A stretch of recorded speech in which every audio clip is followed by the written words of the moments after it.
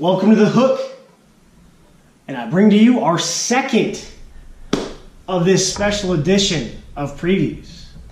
The one that matters the most to me, the one that matters the most to everyone in the United States, my main audience, my people. All right, we've got the Black Ferns as the home side.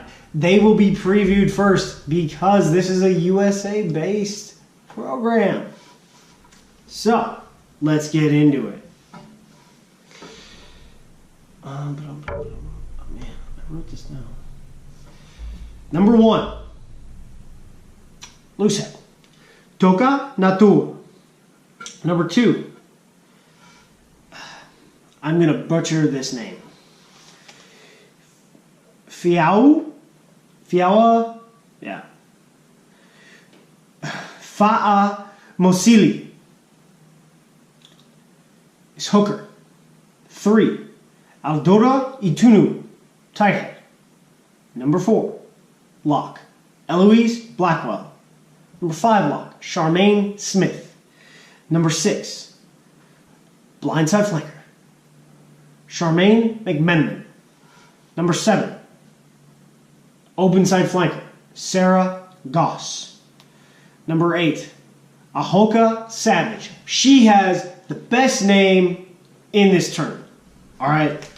She plays like a savage. She hits. Number 9, scrumhead. Kendra Coxedge. Number 10, fly half. Victoria Sabritsky Nafatali. Number 12, inside center. Kelly Brazier. 13, Stacy Waka, outside center. Number 11, blindside wing. Renee Wycliffe. Number 14, Portia Woodman, open side wing. And number 15, fullback. Celicia Winiata. The bench, number 16, Tekera Nada Aaron Gamate. And I know I butchered that. I'm sorry. Number 17, Sosoli Talawuda. And apologies. Number 18, Alicia Nelson. Number 19, Becky Wood. Number 20, Leslie Keta. Kitu. Maybe it's Kitu. Leslie Kitu. 19. Okay. Correction. 21, Linda Itunu. 22, Teresa Fitzpatrick. 13. 23, Carla Hohepa. And now, so what do we got with the Black Ferns? Well, they went out there and destroyed everyone they played in this tournament. Prior to the tournament, they had played 8 matches. And here's the difference between us and everyone else that's in the finals. We will be playing our 4th match. So we will be playing as many matches in less than 2 weeks than we've played all year. Whereas the Black Ferns, they play double as many matches as they've played all year. France played 8 as well. England played 12. So they played triple as many matches as they will have played tomorrow. So they're prepped. So what you have is with the Black Ferns, if you saw their last match, this is how you know what to take from compared to when they played Wales and Hong Kong. They destroyed Canada. Canada, I would say, was a top 4 team before this World Cup. I would have said it was England, probably Ireland. England, Black Ferns, Ireland, and Canada. That's where I was. With France at like 5. Well, they will take every turnover and score a try. Half their tries came off of turnovers. And that's what we got to work on. Like, their pure offensive possessions, I want to say they were low because They just took the ball away, and they scored against Canada. It was amazing rugby. Very technical, very clinical, as they say. It was wild. They're very good. So, what that means for us, the United States, we have to play our best game. Just like we would have had to have played our best game against England. We did not play our best game. But not only do we have to play our best game, they can't be near their best. So we got to do things to disrupt their play. So let's get into the United States. Lady Eagles. Loose head, Catherine Benson. Hooker, Catherine Augustin. Tight head, captain, Tiffany Fye. Number 4 lock, Stacey Bridges. Number 5 lock, Alicia Washington. Blindside flanker, Sarah Parsons. Open side flanker, Kate Zachary. 8-man, Jordan Gray. Scrum half, number 9, Devin O'Shaughnessy. Fly half, Kimber Rosier. Kimber Rozier, depending on how you want to say it. The French way or the American way. Your choice. Inside center, Alev Kelter. Outside center, Nicole Heverland. Blindside wing, Chris Thomas. Open side wing, Nia Tapp. Fullback, Chetta Emba, vice captain. The bench, Sam Pankin, Hope Rogers, Nick James, Abby Gustatius, Christine Sommer, Kayla Kent, and a change for Sylvia Broughton, Tess Fury. 23, Jess Wooden. The officials for this match are Alhambra Nieves, assistant number 1, Sean Gallagher, assistant number 2, Rose Labreche, TMO, David Groshoff. So, I think this is it. Like, this is what we got for the United States. This is the best side that we have right now. I think Sylvia might have gotten injured. I'd have to go look back at the tape. We were banged up after that match against England. So there's that. It's nice to see again Jess Wooden out there. Definitely nice to see Tess Fury. She's been an All-American. She's an Eagle. When she wasn't named to the side, I was kind of disappointed. Then she took up Anna Karen Pedraza's spot, and it's nice to see her work herself into the semifinal squad. It may have taken, a couple weeks because she wasn't there in the long camp. So it's nice to see her there. We've got some hitters, on the back end. Sarah Parsons, Kate Zachary, Jordan Gray. Then you go to our centers, Alev Kelter and Nicole Heverland. Again, for me, I'd rather have Chetta at outside center because that just gives you these two very extremely rangy, heavy hitters.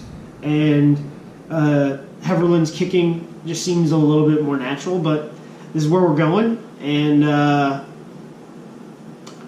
after seeing them play, I think their chemistry is there.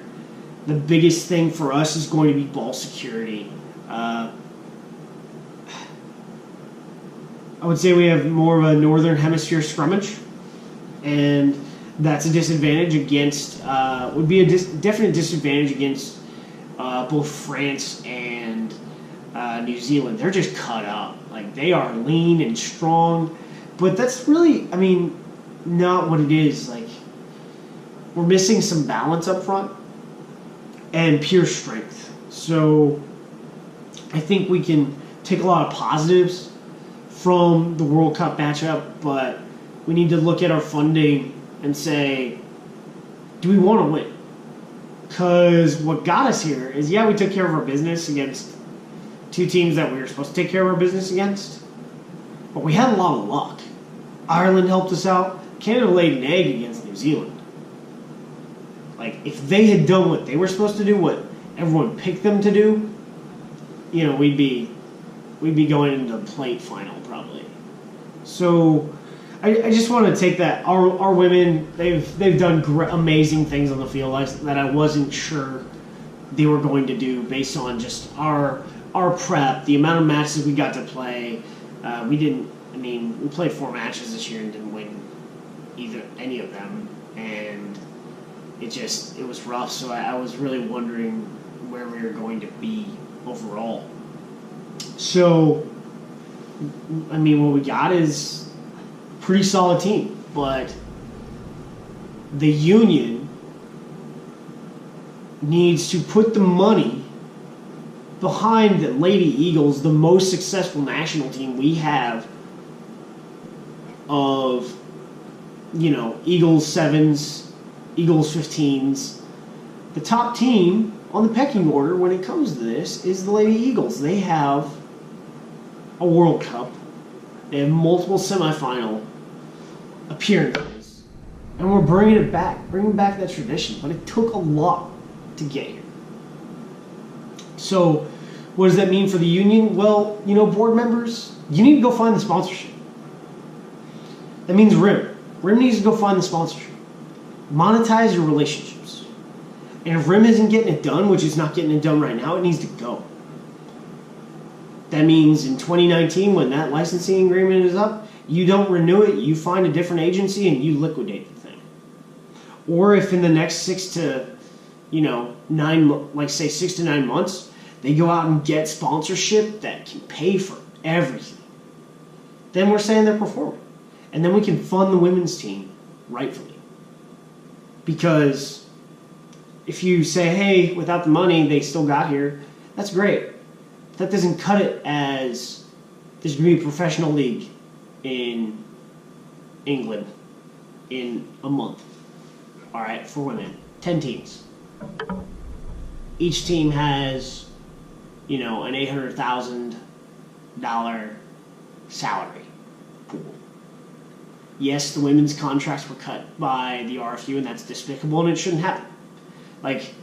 If the men have massive premiership contracts, but then go out there and play 10 games for the RFU and get £22,000, you can't, give the women £50,000 for the year. What that says is we're not interested in really growing the women's game. Yeah, we'll give, if these investors, will assume 70% of the risk, will back it a little bit. But when you're the richest union in the world, you should be investing the most. That's just the way it is. Now, as the United States is the richest country in the world, we should be able to go find that money to support all of our programs. And currently we don't have the money. So where we should be is perennial top 2, but if we don't go find that money so that we can get the ladies consistent tests and consistent preparation, it may be 20 years again before we get back here.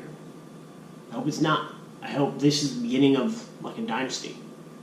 But that's my fear, based on, when the union became in control of the women's program. So, but that's a little depressing. Sorry about that. The Ladbrokes line is New Zealand minus 23. The Ladbrokes line against England for the United States was England minus 27. So, good teams win, great teams cover. First thing I want to do is cover. So that means they can't beat us by 23 points. After that, let's get it. Let's peak. Let's run them over. Go Eagles.